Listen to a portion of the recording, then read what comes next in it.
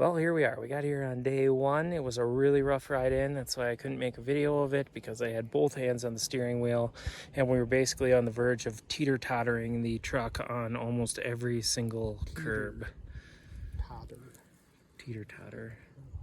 We're just going to check out the spot from a few years ago and see if it's something that we want to do, if we want to walk there. And then we're going to evaluate the rest of the situation probably tomorrow, because we got one more day until we actually can pull the trigger on one of these big motherfuckers. Seen some muleys on the way in. That's where we're venturing out to, like right about back there over that ridge. So, little Orion plug there. Yes, a couple of mule deer on the way in. Just a couple of little fucking does. From Missouri. Saw a Missourian shoot a grouse and then carry it like a badass. All right, we're gonna go march. This spot up there is probably about as high as you can get until you get there, and then you can get higher. Yep. And then it starts to get lower and lower. Big peak back there. But you don't really realize how high we are until you look down.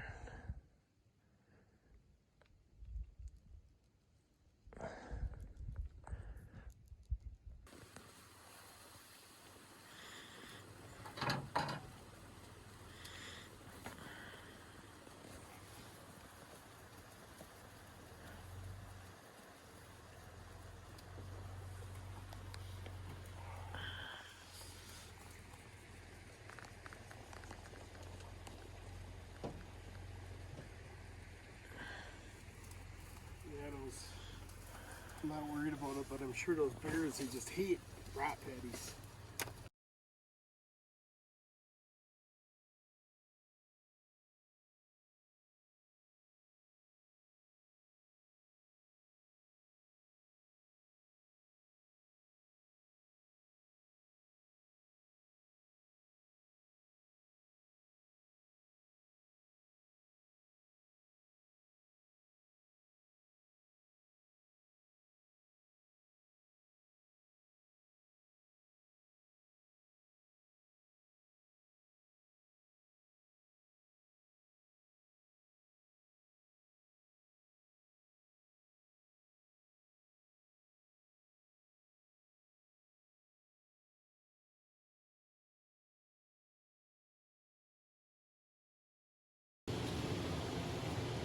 All right.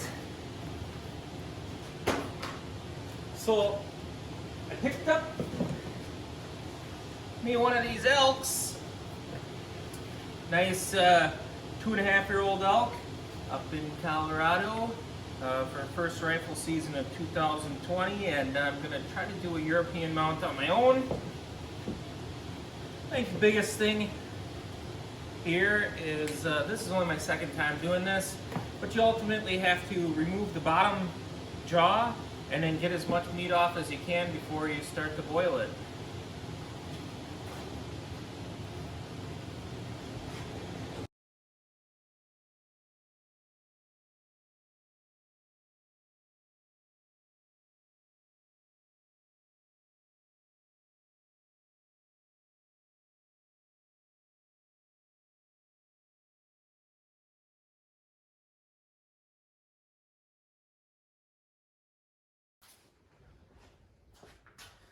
All right, so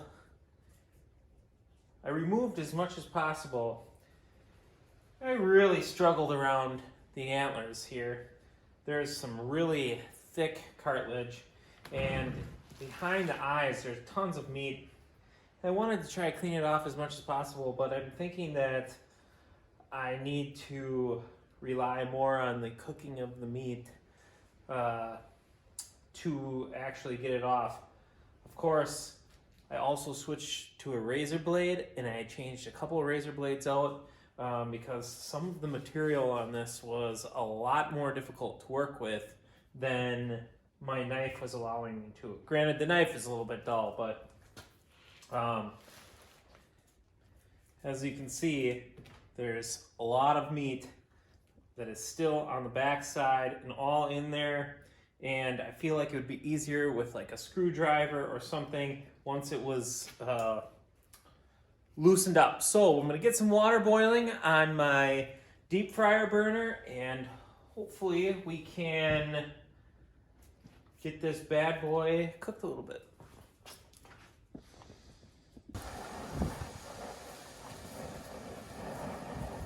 Well, I decided I was going to give it a try with the smaller kettle and see if I couldn't turn it around in here enough. What I'm going to have to do is put a rag over the top of here. From what I've seen, that soaks up the hot water and you can kind of play with it. I've only had it in here for about an hour, and you can tell some of the material is actually already starting to pull away. So what I'm going to do is just kind of pick at the top here and see if I can't get some of it off, make it a little easier when I turn it back around.